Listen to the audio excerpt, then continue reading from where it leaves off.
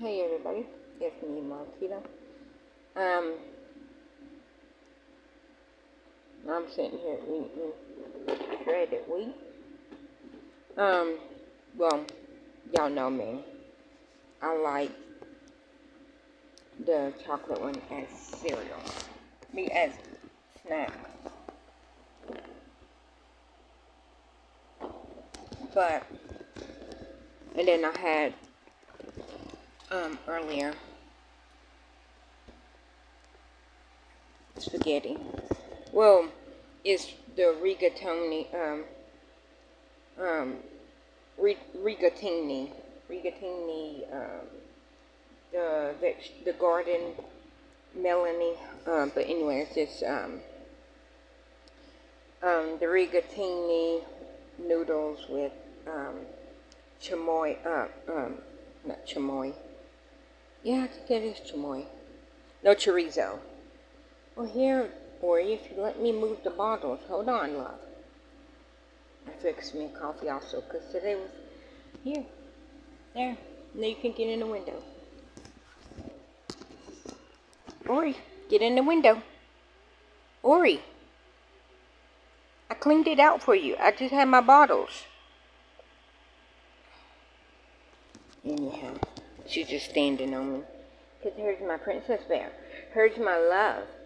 Here's the love of my life.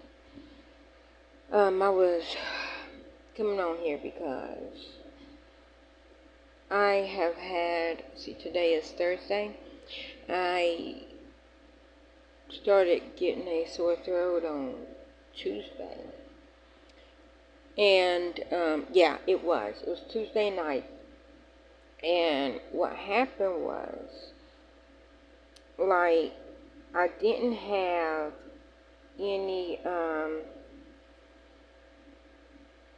I ran out of Zopes on Monday night and called it in, and then, it might have been Sunday when I ran out, and nope, it was Monday, because I only went one day without it. Okay, so I took the last Zope on Monday, and then Tuesday night, because I didn't have any Zopes left, I took sleep aids, because that's what the Zolpidem is for, to put me asleep. Well, of course, I went to sleep at 7 a.m., woke up at 9 a.m., because I had therapy at 12.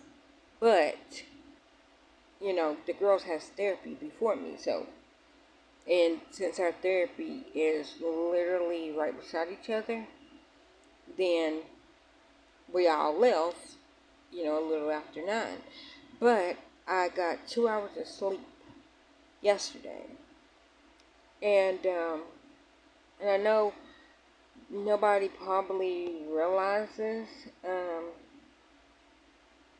that, like, my body can run on a little bit of sleep.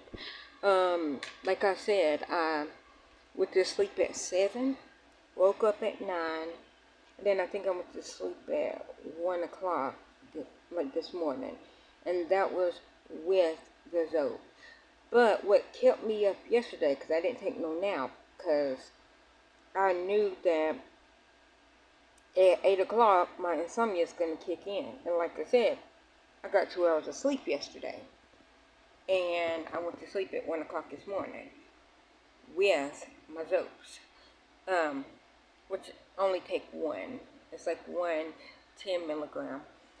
But,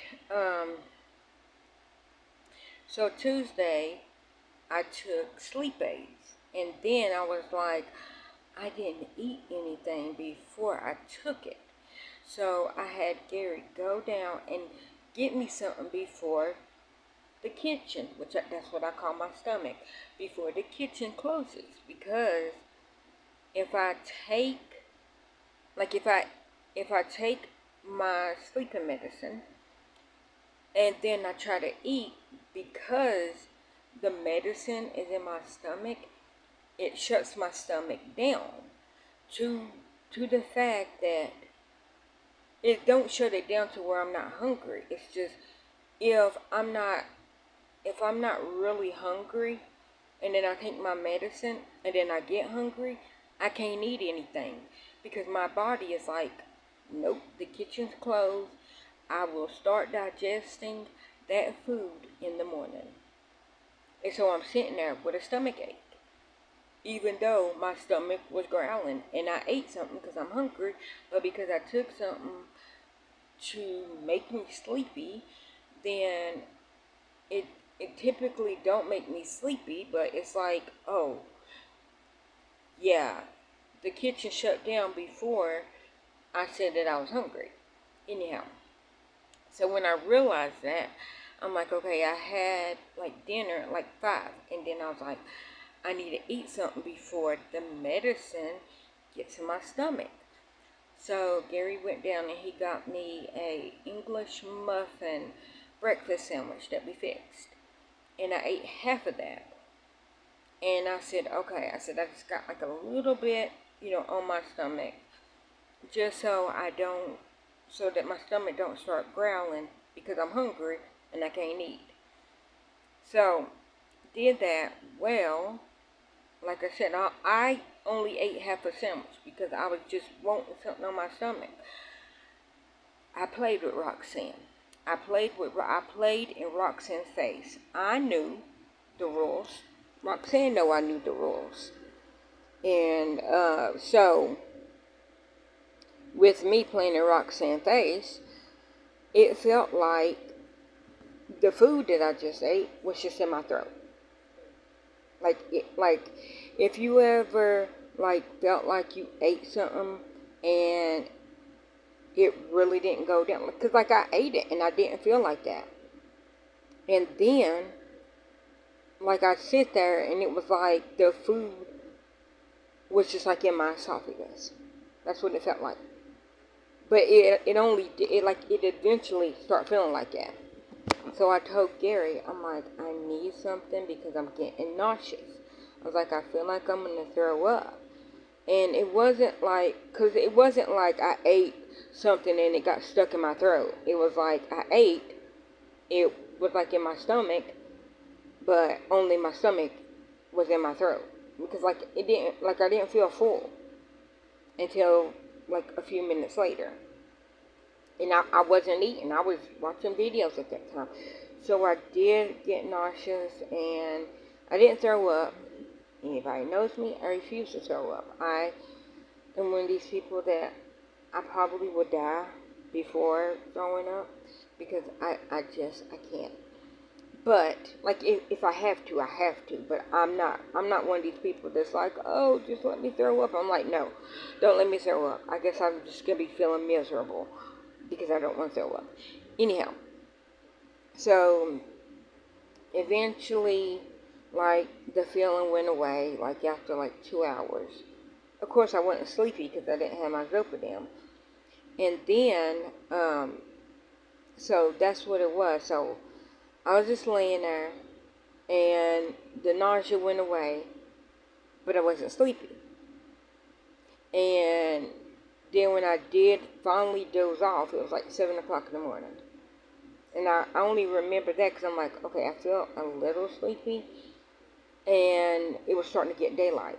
So I was like, okay, I know we got to be up at 9. So I was like, let me get just 1 hour of sleep. And then I remembered the alarm going off, and I got up, I got ready for therapy, and we went to therapy, and I made a coffee because yesterday was court day. For everybody that don't know, yesterday we were at our beach house, and now when I say the beach house, this is all fake, and if you are a part of Emily D. Baker, you would understand. So yesterday, the law nerds, we were at our beach house in Canton, Massachusetts for the Karen Reed trial. And so anytime we're at court, we drink coffee, or I drink coffee. And I have my coffee right here in my cup. And it is full. Well, not full, but it's fullish.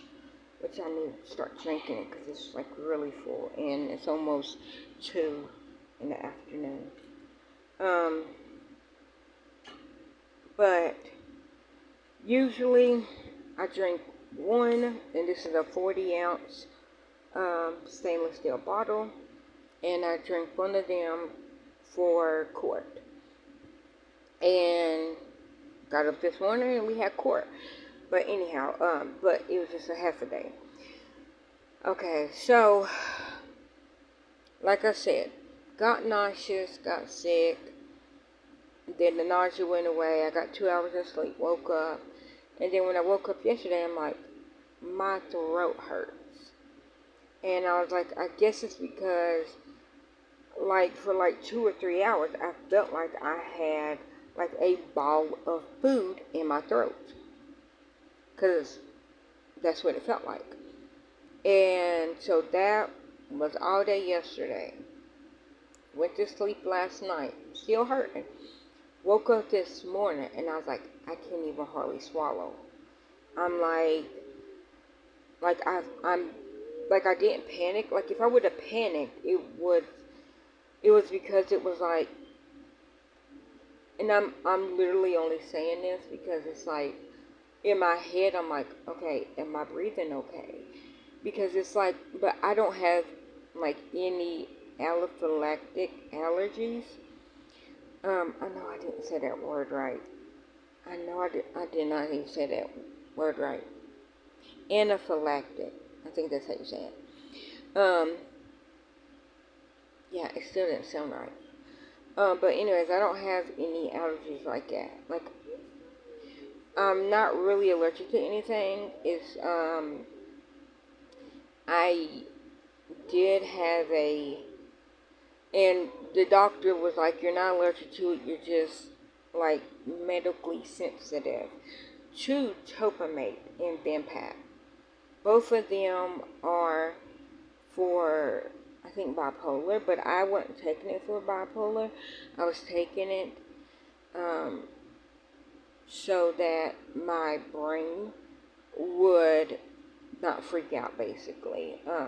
Not like behaviorally.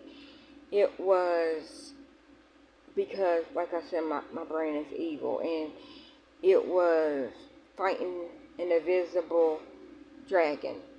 That's why I used to call my brain Hitler, but because it was fighting and trying to kill something that wasn't there. So then I was like, no, that's Don Caholi, Men of La Mancha, because he was on his wooden horse attacking the dragon, which the dragon was the windmill. Anyways, I say that because my brain is trying to fight a tumor that doesn't exist. There's nothing there. So it's put extra fluid to protect my brain against the tumor. That's not there. It's nothing. So that's why I call my brain Dawn. So Roxanne is my body. That's why I said I played in Roxanne's face. I knew Roxanne's rules. I know when Roxanne gets the medicine that the kitchen is closed. And I played on her top like that. And what happened? This is day 2 of me having an extremely sore throat. Because why? I thought I was in charge. I ate a sandwich. Half a sandwich. And then Roxanne was like, I know she didn't. Like, she literally took medicine. And just because I haven't, like, I was still wiping off the tables. I cut off the light, but the door wouldn't lock to the kitchen. And she thought she could slip in this half a sandwich. When I, like, really? So I played on Roxanne's top. I played on her top. And guess what? I now have a sore throat going on 2 days. Because I played on her top. I knew better. I did. I knew better. And I'm paying the price. So, I was just wanting to note that I have a sore throat. And this is day 2. It is Thursday. I got my Zopes yesterday. Zopidem. Generic Ambien. For my insomnia. Took it at 9 o'clock. I went to bed. I went to sleep at 1. Or I turned off my tablet. And I don't know how long it took me to go to sleep. But, like I said, it don't make me sleepy. But it could have been because a little bit stressed, but yeah. But like when I get overly stressed, my Zopes don't work. And like therapy knows that, and that's why they were like, take this one medicine. I'm like, nope, I can't be out of my head. And that medicine doesn't make me out of my head. When I say that I don't want to be out of my head, what I mean, me, Marquita, what I mean is I want to be able to express the emotion that I feel. But if I take anything that makes me out of my head, if I'm sad, I can't cry. I feel sad, but I can't express it. If I'm happy, I know that I'm happy, but I can't express it. That's when I say I'm out of my head. Because it's like, oh my gosh, I'm so happy. Did y'all hear how monotone that was? No smiling, no happiness at all. So no, why would I want something that will take away my emotion? And then the medicine that she gave me last time, which is the medicine that they refilled, and I said, and I took the whole prescription. I did. I took the whole prescription the way, because she's like, you could take 1 to 2 pills. And I was taking 1 pill. And that made me, if I'm sad, it made me cry. And I'm like, right now in my time, I don't want to walk around crying. Like, I can push down some stuff if I need to and think about it later. If I'm angry, I want to be in control of my feelings. That's how I am. In the medicine, like if I'm angry, it's like, okay, I can feel angry, but then it turns to sadness. And all I want to do is cry. I don't want to cry. Who wants to just sit around crying all day? I don't. And it's like, and I know, okay, if you're sad, cry. If you're mad, but I also have PBA. Undiagnosed PBA, because my doctor's like, yeah, you probably do got it, but if you got it, insurance don't pay for it. So, okay, you can say I got PBA. Who wants to go through the cycle of the PBA cycle? Not I. Because that will make you go insane. But I feel like I can deal with my sadness. I can deal with my anger. Maybe not well like everybody else, but I think I manage. Because I don't want to walk around crying all day. And that's what that medicine made me do. And of course, when I was taking it, was still early in the fact that, my mom got killed. And yeah, I probably needed to cry, but I didn't have time to cry. I didn't. Like, my life didn't stop because of that. And it's literally nothing that I could do about it. Literally nothing. And even if I could, what would I do about it? I don't even know what that would be. What would I do about something that I don't know what to do about? I know that probably don't sound right, but like I told my therapist, I want justice, but I don't know what that is. I don't want that man to go to jail if it was truly an accident. I don't want money, even if they found that it wasn't an accident. I don't want any money. I don't like, if they found out that it really was not an accident, then yes, throw him up under the jail. Like I'm talking about, dig an actual hole in the concrete. Put him in that hole and cover it up. Like I don't mean, just put him in prison forever. No. Let's bring back the brick building, the brick room. Yeah, that's what I would want. But that's just because that's the only thing that would make me technically not feel better, but I would feel a little justice. But if it truly was an accident, there's there's nothing that would ever make that right. Nothing. Because I'm not in the justice system, or I'm not wanting justice like in the form of money. I want it. My mom, give me my mama back. Oh, you can't? Well, there's nothing that you can literally do. I don't want him to say sorry because I'm going, like hate, I already hate his existence. I don't hate him, I hate his existence. But that's because I would never have a happy birthday ever again because we share the same birthday. So my birthday is now tainted. But with me saying all that, I want justice, but I don't know what that is. So I'm not going to walk around crying. I cannot afford to walk around crying. I don't feel like walking around crying.